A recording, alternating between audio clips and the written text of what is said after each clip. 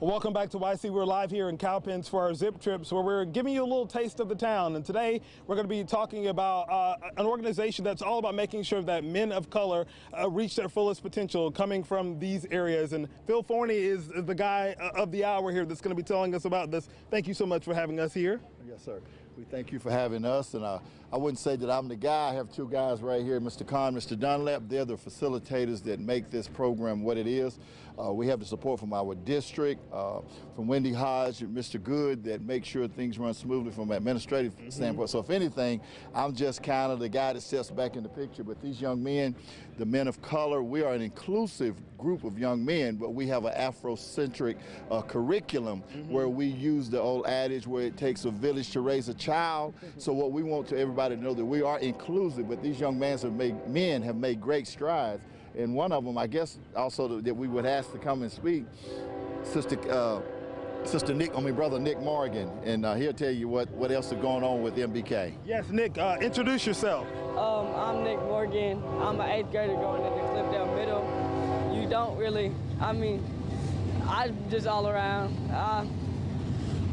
Do you enjoy this program? Is it something that you enjoy doing? And how long have you been involved in the program? This is my 2nd year going into the program, and I just love talking to my friends, my brothers, even some principals. I get to talk to the administration.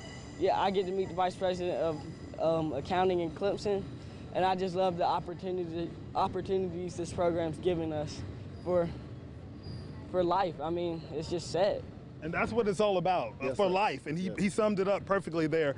My Brother's Keeper, what does that mean to this organization? And what are some of the things that you're teaching these kids? Okay, My Brother's Keeper, MBK means My Brother's Keeper. Our facilitators, they teach them. We have a word called Madaraka, means responsibility. We're teaching them responsibility.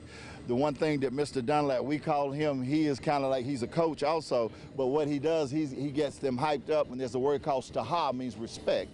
We have a word, Ujima, which means unity. So we understand if we're unified, you see that all of our guys is really with our rising 5th graders that are now going to be implemented in a segue into the MBK program. We are united.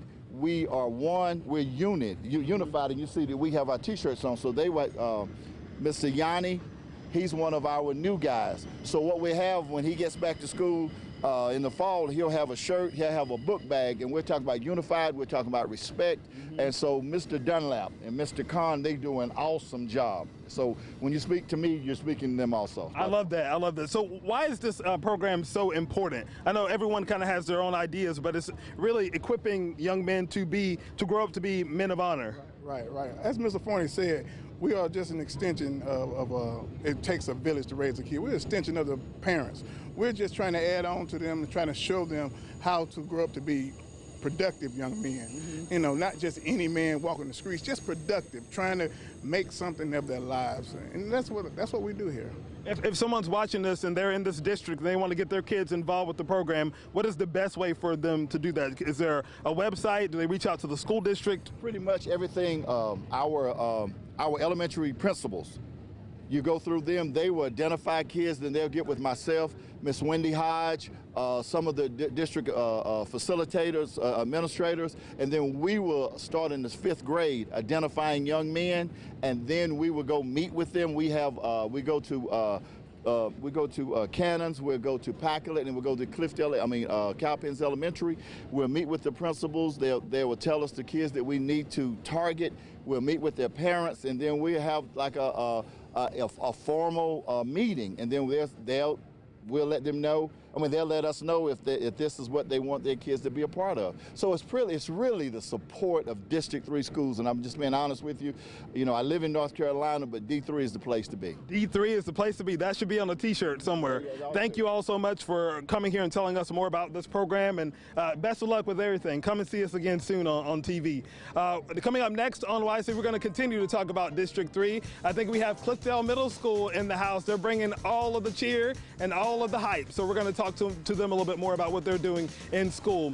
And as we go to break, we take a look at the Cowpens Depot and Museum. The Cowpens Railroad Depot was built in 1874 for the Airline Railroad Company. Local citizens have saved the depot from destruction in 1980, moved it to its current location, and had it placed on the National Register of Historic Places. The Cowpens Depot Museum and Civic Center houses items donated by crewmen and local citizens as well, emphasizing the World War II naval history. Displayed items include clothing, photos, medals, and personal letters of former USS Cowpen crewmen. And stick around for more Your Carolina Zip Trip live here in Cowpen.